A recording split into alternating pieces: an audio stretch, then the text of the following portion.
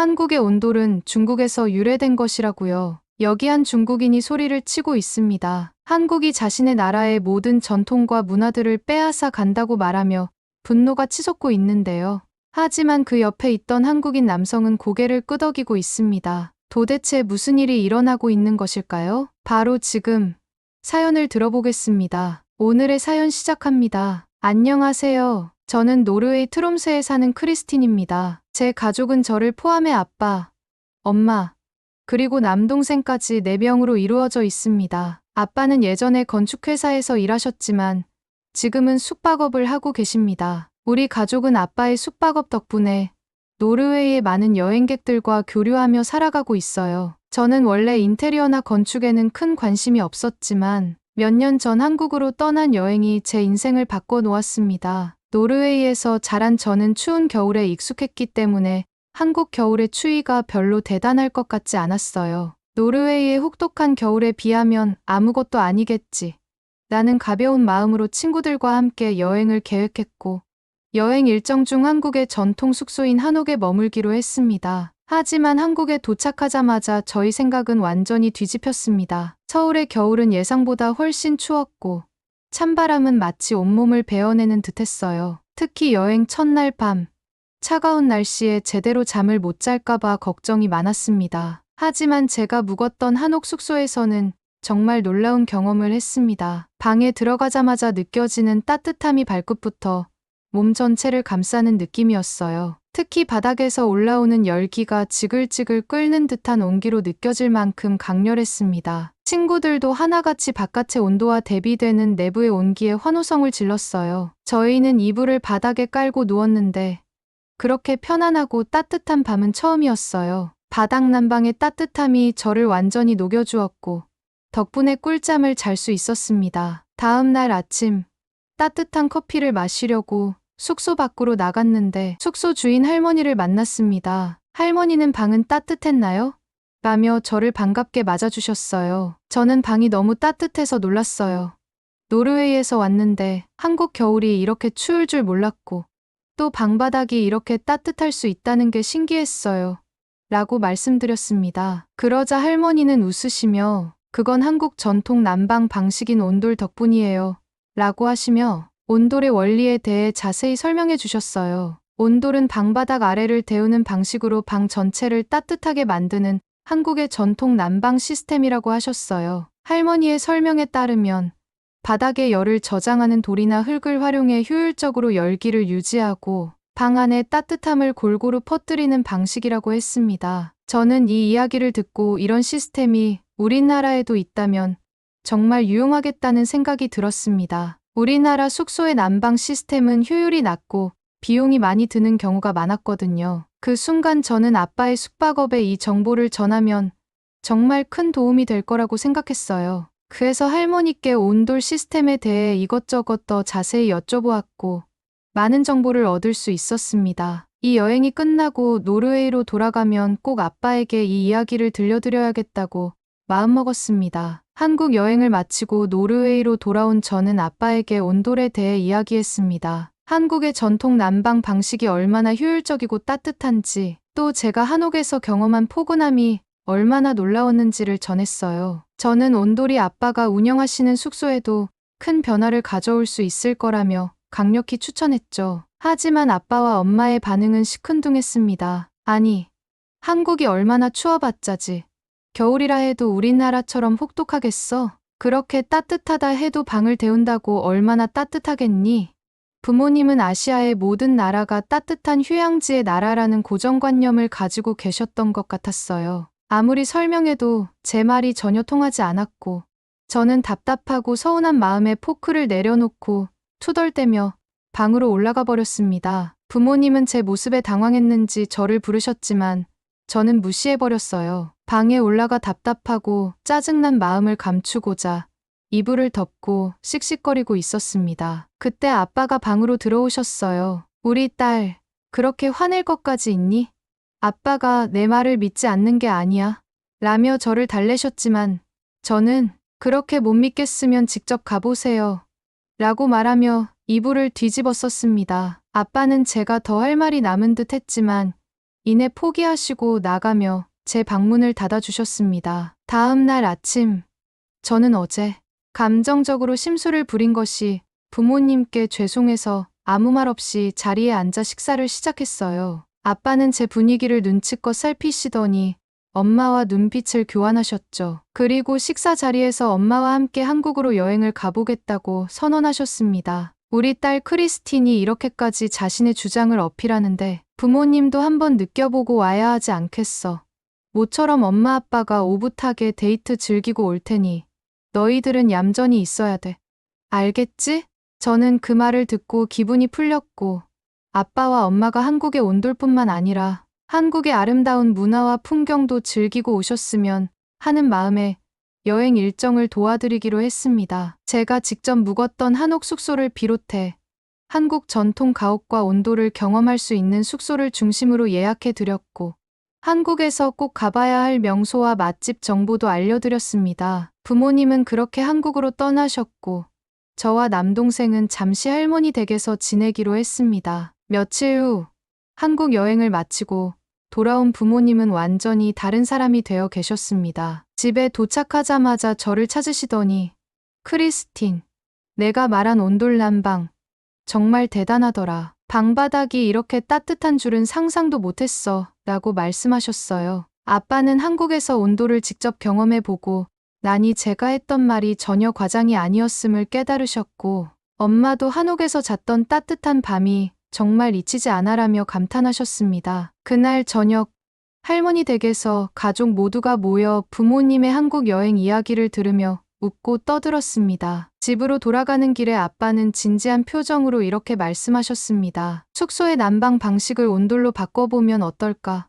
효율도 좋고 손님들도 더 만족할 것 같아. 엄마도 그 생각이 좋은 것 같다며 동의하셨습니다. 저는 부모님이 드디어 온돌의 가치를 인정하셨다는 사실이 뿌듯했고 과연 숙소 리모델링이 어떻게 이루어질지 기대가 되며 흥분감을 감추지 못했습니다. 아빠는 한국 여행 중에 알게 된 정보를 바탕으로 숙소의 난방 방식을 온돌로 바꾸기 위한 대규모 리모델링을 계획하셨습니다. 기존의 난방 시스템을 모두 철거하고 한국의 온돌 난방 시스템을 최대한 재현할 수 있도록 자재를 구입하고 설계를 시작했어요. 아빠는 한국에서 만난 인테리어 전문가와도 지속적으로 연락하며 조언을 구하셨고 아빠가 과거 건축회사에서 일하며 쌓은 경험도 10분 발휘되었죠. 리모델링은 몇 달 동안 진행되었습니다. 부모님이 모두 리모델링에 매진하게 되면서 공사 중에는 저와 남동생이 할머니 댁에서 지내게 되었어요. 할머니는 가끔씩 저희 얼굴을 보러 오시는 부모님을 볼 때마다 걱정 어린 눈빛을 보냈지만 아무 말도 하지 않으셨습니다. 부모님은 숙소 공사 현장을 지키며 하루하루를 바쁘게 보내셨어요. 아빠는 공사 과정에서 늘 저에게 의견을 물어보셨습니다. 내가 직접 온돌을 경험해봤으니 이런 부분은 어떻게 하면 좋을까라고요. 저도 한국에서 느꼈던 것을 바탕으로 도움을 드릴 수 있어 정말 기뻤고 가족 모두가 하나가 되어 매진하는 모습에 묘한 기분마저 들었습니다. 몇 달간의 공사 끝에 숙소는 완전히 새로운 모습으로 변신했습니다. 저희 가족은 새로 바뀐 숙소를 직접 체험해보기로 했습니다. 겉보기에는 여전히 노르웨이식 인테리어를 유지하고 있었지만 방 안에 들어가면 온돌 난방 시스템의 따뜻함이 고스란히 느껴졌어요. 각 방에 자주 드나들면서 며칠 동안 방의 편의성에 대해 체크를 했습니다. 그리고 저희 가족은 할머니를 초대해서 바뀐 방을 구경하게 해드렸어요. 처음에는 신발을 벗고 방에 들어가야 한다는 말에 낯설어 하시던 할머니는 바닥에 발을 디디는 순간 크게 놀라셨어요. 얘야, 바닥이 이렇게 따뜻하다니. 정말 포근하고 좋구나. 그 말을 들으신 아빠는 저를 바라보며 미소를 지으셨고 저도 그 순간 부모님과 함께했던 노력들이 결실을 맺은 것 같아 정말 뿌듯했습니다. 그 이후 저희 숙소는 많은 여행객들에게 큰 사랑을 받게 되었습니다. 손님들은 처음엔 신발을 벗고 들어가는 게 어색했는데 바닥이 이렇게 따뜻한 숙소는 처음이에요.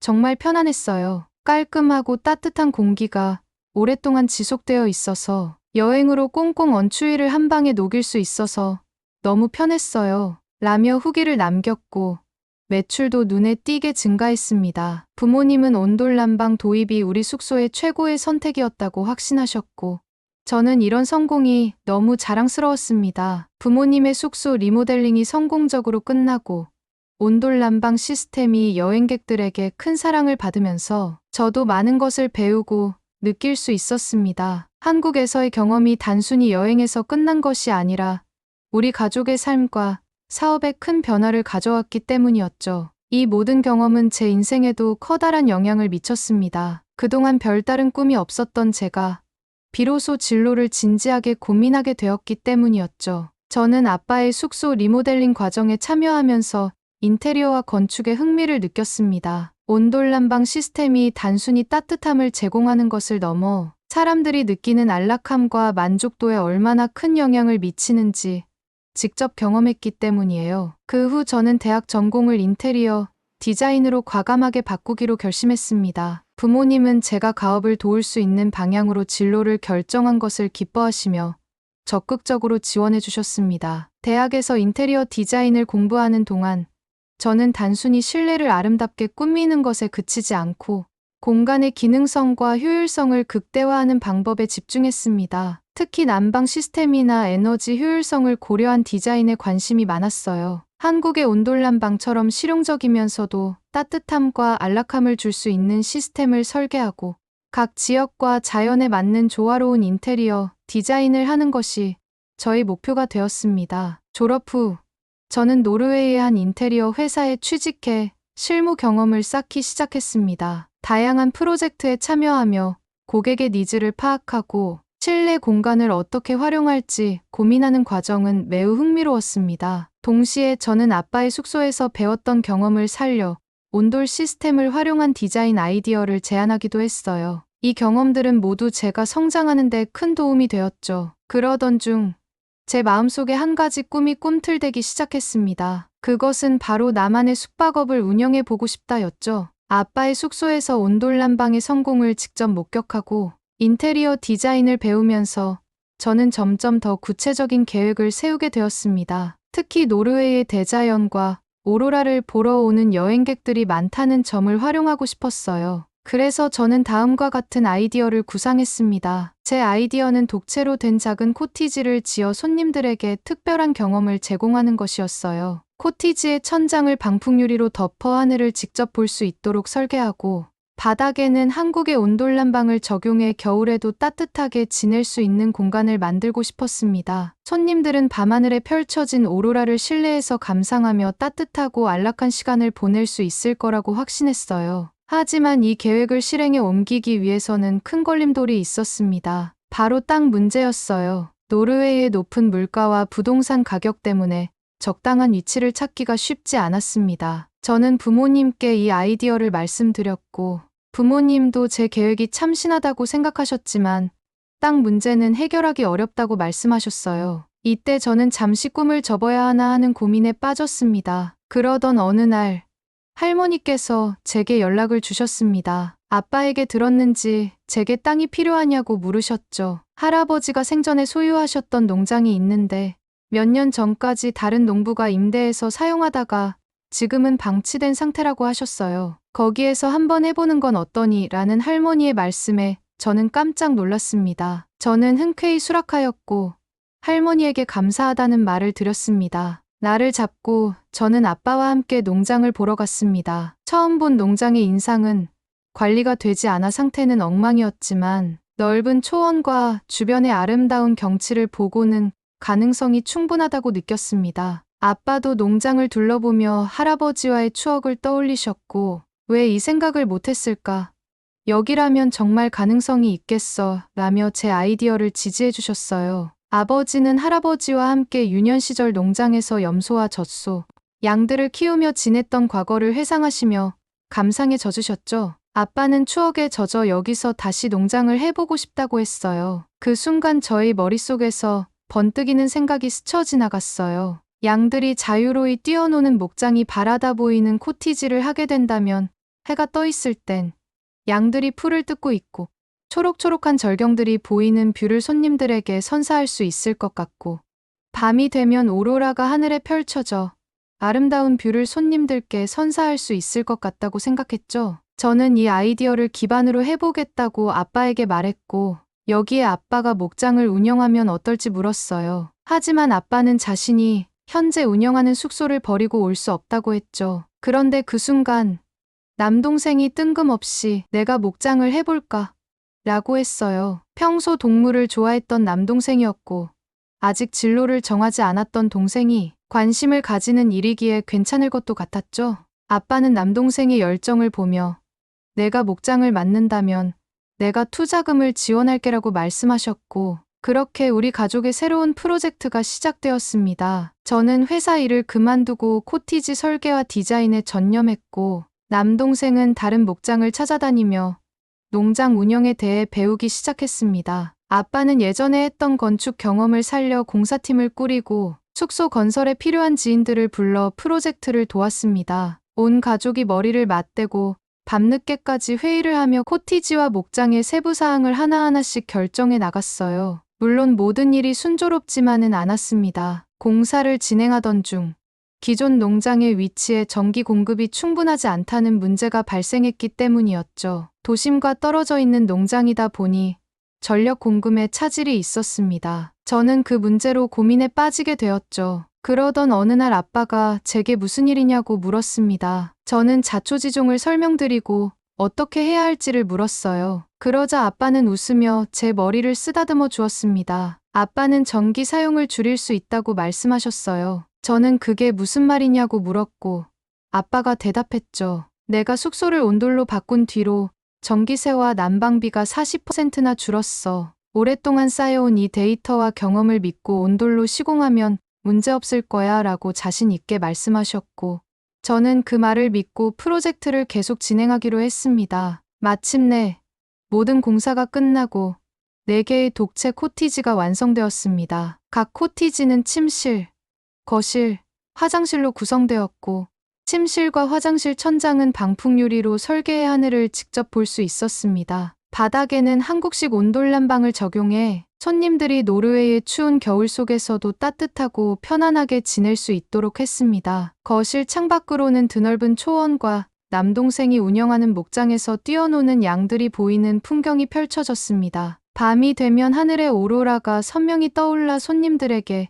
경이로운 경험을 선사했죠. 코티지 오픈 전 가족들은 한 명씩 나누어서 돌아가며 각 코티지에 머물러 보았어요. 생활해보면서 모든 시스템을 점검하고 불편한 점을 개선했습니다. 그리고 드디어 대망의 숙소 오픈일이 다가왔어요. 숙소 오픈 후에는 온라인과 오프라인으로 예약을 받기 시작했어요. 도심과 떨어져 있었지만 예상보다 빠르게 손님들이 찾아왔습니다. 많은 손님들이 코티지의 따뜻함과 독특한 디자인, 그리고 자연 속에서의 평화로운 시간을 즐기며 만족감을 표현해 주셨어요. 그렇게 저희 코티지들은 많은 여행객들에게 사랑받는 숙소가 되어가고 있었죠. 그러던 어느 날 제가 잊지 못할 하루가 발생하고 말았어요. 여느 때와 다름없이 부킹 리스트를 확인하던 중 한국인 손님 한 팀이 예약한 것을 발견했습니다. 이름만 봐도 한국인이라는 것을 직감할 수 있었고 우리 코티지의 온돌 시스템을 그들이 어떻게 느낄지 궁금했습니다. 비교적 일찍 목장에 체크인을 하러 오셨고 저는 친절히 코티지를 안내하며 온돌 난방에 대해 설명드렸습니다. 한국인 손님들은 온돌 시스템에 놀라며 덕분에 따뜻하게 지낼 수 있을 것 같다며 고맙다는 인사를 하셨어요. 픽업 트럭을 이용해서 한국인 손님을 코티지로 안내드리고 난 후 예전과 달리 한국인 손님들의 반응을 기다렸습니다. 한국인 손님들이 짐을 풀고 나오자마자 제게 엄지를 치켜 올려주며 최고라고 칭찬해줬어요. 따뜻한 바닥이 한국의 향수를 그리게 한다고 했죠. 저는 뿌듯한 마음을 가지고 목장으로 돌아왔습니다. 같은 날 저녁 또 다른 아시아계 손님 한 팀이 체크인하셨습니다. 저는 이분들도 친절히 맞이하고 안내를 드렸습니다. 그렇게 평화롭게 흘러가던 늦은 밤 코티지 방향에서 갑작스러운 폭죽 소리가 들려왔습니다. 깜짝 놀란 저는 무슨 일인지 확인하려고 창밖을 봤고 코티지에서 불꽃놀이를 하는 장면을 목격했습니다. 저는 재빨리 픽업 트럭을 타고 코티지로 올라갔습니다. 폭죽 소리가 들린 곳은 아시아계 손님들이 머물던 코티지였습니다. 그들은 밖에서 불꽃놀이를 하고 있었고 저는 손님들에게 양들이 자는 시간이라 소음에 민감할 수 있으니 양해를 부탁드린다고 말씀드렸습니다. 손님들은 제 말을 듣고 알겠다고 하며 방으로 들어가셨지만 저는 내려오는 길에도 기분이 썩 좋지는 않았습니다. 다음 날 아침 체크아웃을 돕기 위해 코티지로 다시 올라갔습니다. 전날 불꽃놀이를 했던 아시아계 손님들이 저를 보더니 어제는 미안했다고 사과하셨습니다. 저는 괜찮다고 말씀드리고 어젯밤은 편안하게 지내셨나요? 고 물었죠. 그러자 손님들은 온돌난방 덕분에 따뜻하게 보낼 수 있었다며 감사 인사를 하셨습니다. 그런데 대화 중 그분들이 온돌은 원래 우리의 난방 방식인데 여기서 보니 반갑다고 말씀하셨어요. 저는 그 말에 놀라 혹시 한국인이신가요? 고 여쭤봤습니다. 그분들은 표정이 굳어지며 아니요. 우리는 중국인입니다라고 대답하셨습니다. 저는 당황스러웠습니다. 온돌은 한국의 전통 난방 방식으로 알고 있었는데 중국인 손님들이 자신들의 것이라고 주장하니 혼란스러웠어요. 그 순간 옆 코티지에 머물고 있던 한국인 손님들이 머그잔을 들고 나와 인사를 건넸습니다. 저는 자연스럽게 한국인 손님들에게 물었습니다. 혹시 온돌난방이 중국의 것인가요? 이분들이 중국 분들이신데 그렇게 말씀하시네요. 그러자 한국인 손님들은 웃으며 그러라고 하세요. 하루 이틀도 아니고요. 라고 대답하셨어요. 한국인 손님의 반응에 중국인 손님들은 격분하며 소리를 치기 시작했습니다. 한국은 과거 중국의 속국이었을 때 우리의 문화를 다 가져가 놓고 이제 와서 자기들 것이라고 주장하는 것부터 고쳐야 합니다. 한복과 김치도 모자라 이젠 온돌까지 자기들 것이라니. 그러자 한국인 손님 중 한 분이 머그잔을 땅하고 내려놓으며 단호한 목소리로 말했습니다. 한국의 온돌은 기원전 5000년쯤 두만강 서포항 집터라는 신석기 유적에서 발견되었습니다. 청동기 시대를 거쳐 서기 4세기, 황해도 안악사목은 고구려 고분 벽화에도 그려져 있고 고려 중기 이후에는 방 전체가 온돌로 된 통구들이 일반화되었습니다. 중국은 이러한 역사적 기록에 입각해 논리적으로 반박해 본 적 있습니까? 중국인 손님들은 잠시 움찔했지만 우리 중국 북방에서도 온돌이 발견되었어요. 당신들이 그것을 가져간 게 아닙니까? 그리고 당신이 말한 내용들이 다 진실인가요? 어떤 역사적 근거가 있죠? 라고 소리를 질렀습니다. 그러자 한국인 손님은 미소를 지으며 말했습니다. 저는 역사학자입니다. 동북공정 관련 논문을 쓰면서 확인한 자료를 바탕으로 말씀드리는 겁니다. 고유의 문화를 훔치고 싶다면 훔쳐보세요. 하지만 역사는 거짓을 말하지 않습니다. 중국인 손님들은 그 말을 듣고 분노하며 방으로 들어가 버렸습니다. 저는 이 분위기 속에서 어떻게 해야 할지 몰랐습니다. 그러자 한국인 손님이 다가와 저에게 말을 건넸습니다. 사장님 덕분에 어젯밤 너무 포근했습니다. 바닥이 너무 따뜻해서 침구를 바닥에 두고 잤습니다. 여행의 피로가 다 풀리는 기분이 드네요. 감사합니다. 주인공은 이 말을 듣는 순간 확신이 생겼습니다. 온돌은 한국의 것이 확실하다는 것을요. 왜냐하면 한국의 온돌 문화에 익숙한 한국인들이기에 온돌을 제대로 느끼는 방법을 알고 있는 것이었어요. 제가 한국 여행을 할 때 전통 가옥에서 잠을 청할 때에도 침대 없이 이불을 바닥에 깔고 수면을 취하는 형태였으니까요. 그리고 이어서 한국인 손님이 말을 이어갔어요. 이 숙소가 너무 좋아서 그런데 하룻밤 더 묵어도 될까요? 주변의 경치도 제대로 느끼고 싶네요. 저는 부킹 리스트를 확인해 보겠다고 하며 휴대폰으로 체크했어요. 마침 공실이라서 숙박이 가능하다고 한국인 손님에게 전했습니다. 그러자 한국인 손님은 조금 있다가 산책하러 내려갈 겸 목장에 와서 추가금을 내겠다고 했어요. 저는 알겠다고 말하고 감사하다고 전했습니다. 그렇게 한국인 손님은 들어갔고 잠시 시간이 흐른 뒤 중국인 손님들은 표정이 굳은 채로 체크아웃을 하러 나왔습니다. 중국인 손님과 함께 픽업 트럭을 타고 내려오는 분위기는 엄숙함 그 자체였어요. 아무도 말이 없었죠. 목장에 도착해서 중국인 손님들을 보내고 난 후 저는 숨막히던 분위기가 풀린 듯 깊은 한숨을 내쉬었습니다. 그리고 몇 시간 뒤 한국인 손님이 내려와 추가금을 결제했어요. 그리고 양들을 볼 수 있냐고 해서 저는 남동생이 일하고 있는 목장으로 안내드렸습니다. 양들에게 먹이를 주는 체험도 하며 한국인 손님들은 저희 남매의 목장을 즐기셨어요. 그리고 산책을 하고 오겠다고 말하시고 나가셨죠. 해가 뉘엿뉘엿 질 때쯤 한국인 손님들이 돌아오는 모습이 보였습니다. 저는 한국의 역사학자라는 말에 온돌에 대해 더 궁금한 것이 있어서 물어볼 겸 식사를 함께 하는 게 어떻냐고 제안했어요. 한국인 손님들은 흔쾌히 함께 하겠다고 했고, 준비는 저와 동생이 할 테니 잠시 쉬고 있으라고 했죠. 한국인 손님들을 위해 만찬을 준비한 후 저녁을 먹으며 얘기를 나누었어요. 평소 궁금했던 한국의 온돌 시스템에 대해 물어보고 지금 자신들의 코티지에 설비된 온돌이 어떤지에 대한 리뷰도 들었습니다. 한국인 손님들은 말했어요. 수천 킬로나 떨어진 노르웨이에서 한국의 내 집 같은 포근함을 느끼게 해준 코티지의 난방 시스템이 정말 경이로웠고 한국인으로서 너무 뿌듯합니다. 정말 감사합니다. 그렇게 화기애애한 식사가 마무리되고 손님들을 코티지에 모셔드리기 위해 나온 순간, 경이로운 순간이 연출되었어요. 하늘의 오로라가 아주 선명하게 커튼을 치고 있기 때문이었죠. 아른거리는 오로라의 광경을 보며 모두가 말없이 하늘만 바라봤어요. 그러던 중 한국인 손님이 말했어요. 한국의 온돌 난방도 접한 것도 경이로운데 이 오로라는 정말 경이로움 그 자체네요. 행복합니다. 그 순간 저는 오로라를 바라보며 생각에 잠겼어요. 한국에서 경험한 온돌 시스템이 이렇게 나의 인생에 깊게 들어와서 우리를 행복하게 해주는 계기가 되었다는 것에 감사함을 느꼈습니다. 그리고 앞으로도 많은 사람들에게